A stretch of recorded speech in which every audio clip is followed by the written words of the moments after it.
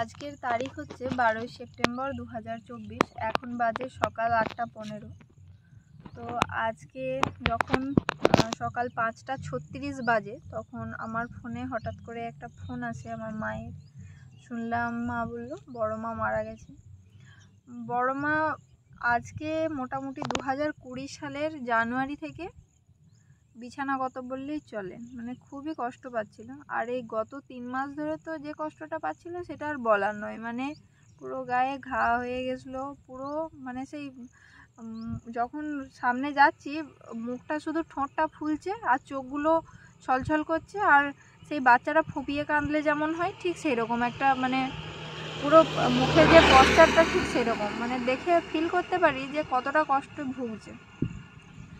এবার গত 22শে আগস্ট 2024 ঠিক এই আজকের মতোই বৃহস্পতিবার ছিল, আমাদের পিসি মারা গেছে। আজকেও সেই বৃহস্পতিবারই ঠিক 21 দিন, আজকে পাক্কা 21 দিন চলছে, 3 সপ্তাহ।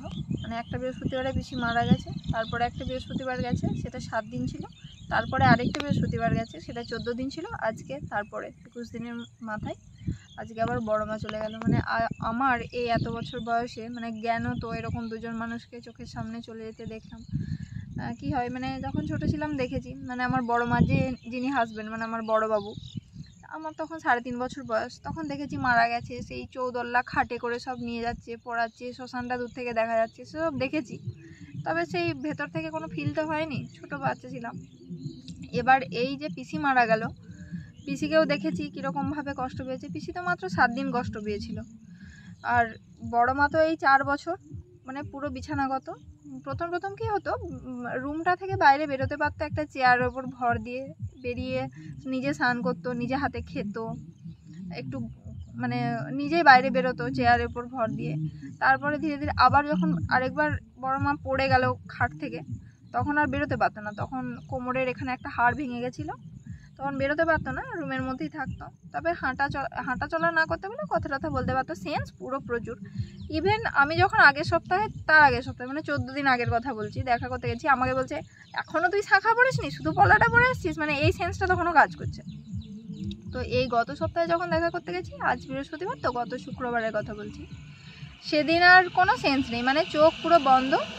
আর যখন আমি ডাকছি বড় মা চিনতে পারছো, তখন বলছে 3 জন এলো এরকম বলছে। এবারে মানে ঘরে বলছে নাকি সত্যি 3 জনই ছিলাম রুমে, মাইমা আমি ছিলাম, আমার হাজব্যান্ড ছিল। তো এবার বলছে 3 জন এলো, বুঝতে পারছিলাম না যে মানে জেনে বলছে নাকি ঘরের মধ্যে বলছে কি। যাই হোক, মানে সেদিন ওই একবার জাস্ট তাকালো, চুপ করে গেল, কোনো আওয়াজ নেই।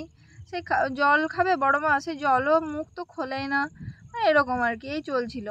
তো আজকে যখন হঠাৎ করে ভোরবেলা ফোন এলো, কিছুটা মানে ফোনটা আওয়াজ শুনে মনে হলো হয়তো এরকমই হবে, যে বলবে বড় মা নেই, কারণ এতটাই কষ্ট পাচ্ছিল মানুষ, এইভাবে আর কতদিন সারভাইভ করবে। তাও যে এই এত কষ্ট পাওয়ার পরে এই 1 মাস যে মানে ওই মুখ বুঝে ওই কষ্টটা সহ্য করে 1 মাস যে বেঁচে ছিল, এই কষ্টটা সহ্য করাই অনেক কষ্ট। কারণ মানুষটাকে দেখে আমার এতটা খারাপ লাগছিল যে কতটা মানে ভেতর থেকে কষ্ট হচ্ছে, পুরো ঠোঁটটা ফুলে যাচ্ছে, চোখটা দিকে সেই জল বেরোচ্ছে, বাচ্চারা ফুঁপিয়ে কাঁদলে যেরকম হয় ঠিক সেরকম। এবার শরীর তো রোগা, জীর্ণ, পাতলা, এরকম পেকাটি হয়ে গেছে।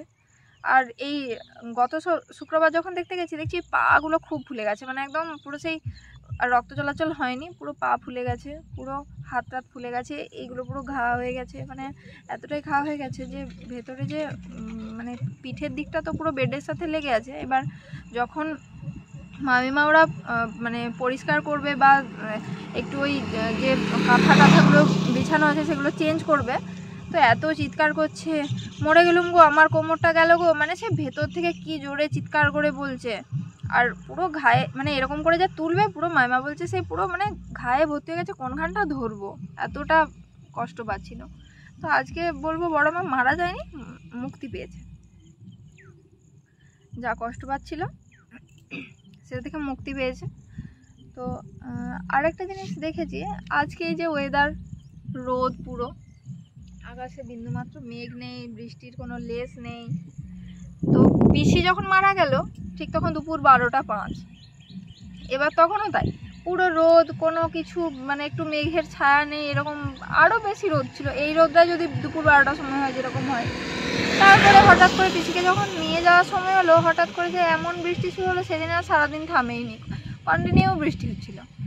এবার আমার মনে হয় যে হয়তো এটা প্রকৃতিরই নিয়ম, যে কেউ মারা গেলে জল বৃষ্টি হয়ে সেই আমরা হয়তো যখন বাইরে থেকে আসি যেরকম ফ্রেশ হয়ে স্নান করি, সেরকম একটা মানুষ যখন মারা যায় তার তো আত্মাটা একটা জায়গা, একটা শরীর থেকে আরেকটা শরীরে যায়, মানে তাকে ওই ভগবান বৃষ্টি দিয়েই মনে হয় ধুয়ে দেয়।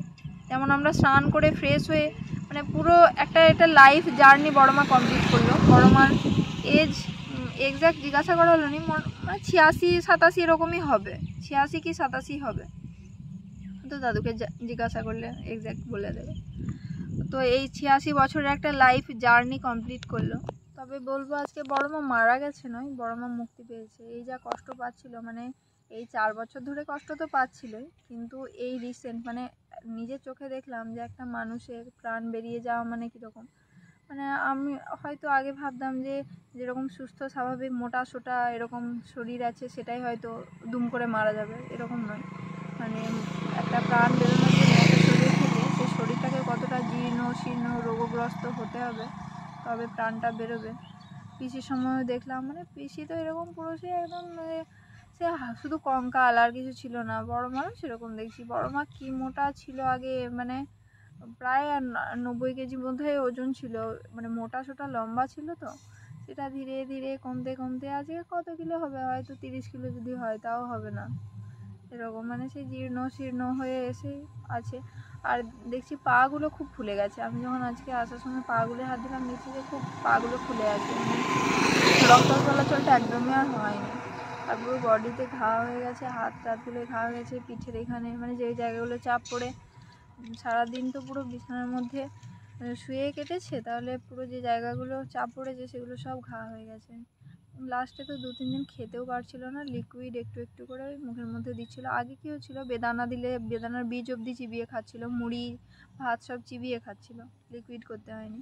কিন্তু এই রিসেন্ট 1 সপ্তাহ আর চিবিয়ে খাচ্ছিল না, মানে লিকুইড করে পুরো ভাতটাকে মেরে এবং সেই লিকুইড করে চামচে দিলে মানে একদম পাতলা করে। এই মানে বড় মা একটা এই 86-87 বছরের একটা লাইফ জার্নি কমপ্লিট করলো। আমরাও এসছি, আমরাও হয়তো একদিন এই জার্নি কমপ্লিট করে যাব। তবে এবার এই জার্নিটা যে কতটা মানে কষ্টের হবে নাকি সুখের হবে নাকি স্মুথ হবে সেটা এখন দেখার বাকি। বড় মার লাস্টের 4 বছর তো খুবই মানে জার্নিটা মানে আগের কথা জানি না, কিন্তু এই 4 বছর যে বড় মা খুব কষ্টের মধ্যে দিয়ে কাটিয়েছে সেটা পরিষ্কার বুঝতে পারি।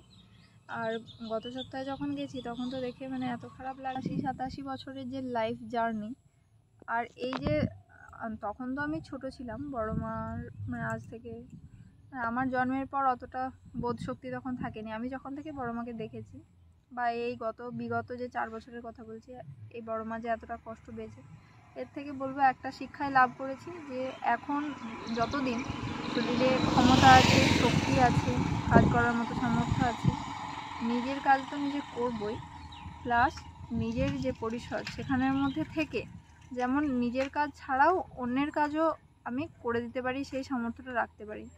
বিশেষ করে নিজের মা বাবা যারা ছোটো থেকে এত কষ্ট করে মানুষ করেছে, কখন কি হবে।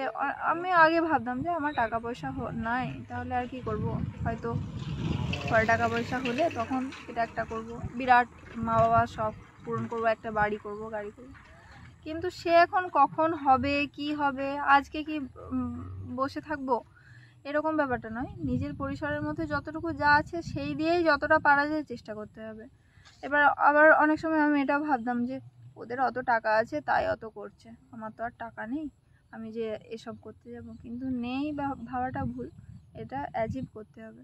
কারণ মানে কখনোই চায় না যে ঘরের কোনো মানুষ মানে এতটা কষ্ট পেয়ে এতটা যন্ত্রণা পেয়ে এই মৃত্যুর পথে যাক। মানে আমি বড় মাকে দেখে মানে সেই জিনিসটা ফিল করতে পারি যে কতটা যন্ত্রণা পেয়েছে এই মানে গত 1 মাসে। একটা মানুষের পুরো শরীরের ঘা হয়ে যে সেই ঘা থেকে দুর্গন্ধ বেরোচ্ছে, মানে তার নিজের কতটা কষ্ট হচ্ছে। তাই মানে অন্তত লেসন আমার জন্যে যে যেমন নিজের কাজ তো নিজেই করব এবং সেটা সৎভাবেই করব, যে যেমন বিন্দুমাত্র আমার জন্য কারোর ক্ষতি না হয়, কারোর কাজে বিঘ্ন না ঘটে। মানে হয়তো আমি পেরিয়ে যাচ্ছি, একটা হয়তো মানে পাশে হয়তো একটা পোকা পড়ে আছে, আমার তাড়া আছে, আমি তাকে মেরে দিয়ে পায়ে মারিয়ে দিয়ে চলে গেলাম, এমনটা না, আমাকেও যেতে হবে প্লাস পোকাটাকে বাঁচিয়েও যেতে হবে। মানে এই লেসনটা অন্তত পেয়েছি। তো নিজের কাজ নিজেই করব, প্লাস যেমন আমার কাজ সেরে আবার বাকি আর 5 জনের কাজে হেল্প করতে পারি, প্লাস যেমন সেটা নিজের পরিসরের মধ্যে। অনেক সময় আছে মা বাবা হয়তো একটা অন্যায় আবদার করলো, সেটা তো আর পূরণ করা সম্ভব নয়, আর সেগুলো উচিত হবে না নিজের জন্য, পরে নিজেরই ক্ষতি ডেকে আনে। অন্যায় আবদার মানে এরকমই বলতে চাইছি যে হয়তো শুধু বাবা মা কেন, যেটা আমাদের পারিপার্শ্বিক রিলেটিভ, নিজেদের আত্মীয় পরিজন প্রিয়জন, তাদের সবার কথাই বলছি। অন্যায় আবদার মানে এটা যে হয়তো যদি আমাদের থেকে ছোট বাচ্চাদের কথা বলি, আমাদের যখন আরও বয়স হয়ে যাবে, ঘরে আরও বাচ্চা টাচ্চা থাকবে, তখন তারা আমার হয়তো মান্থলি আয় 20,000 টাকা, সে একটা হয়তো 1 লাখ টাকার আইফোন চাইছে, সেটার কথা বলছি। সবটা বিচার বিবেচনা করে করাটা প্রয়োজন।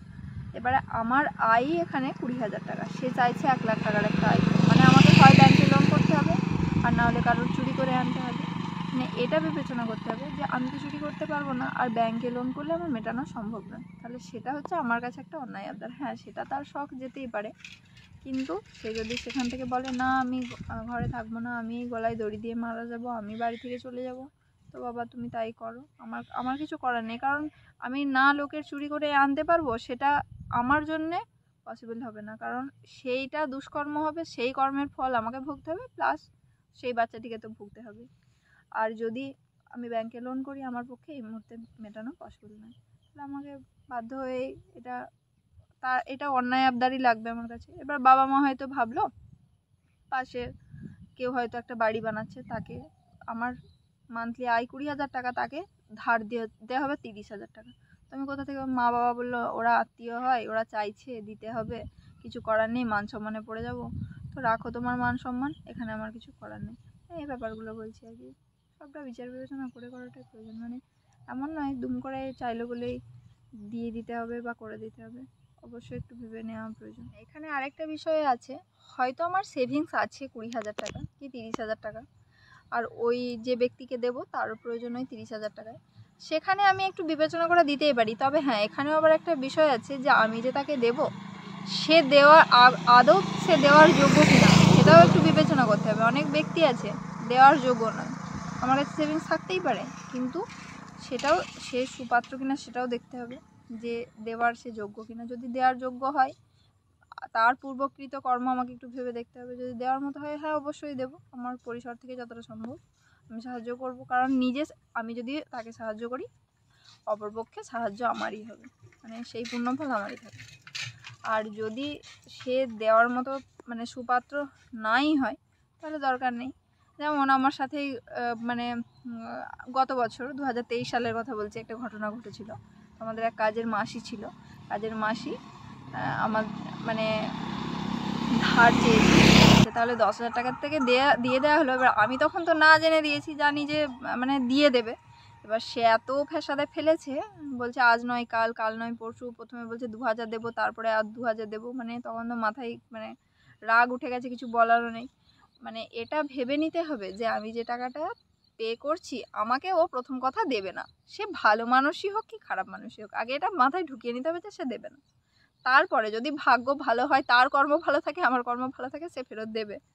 আবার যদি মানে কি হয়, সেরকম ব্যক্তি হয় অনেকে আবার হাফ দিল না, বা দিল 3 বছর পরে দিল, এইগুলো একটা ম্যাটার করে।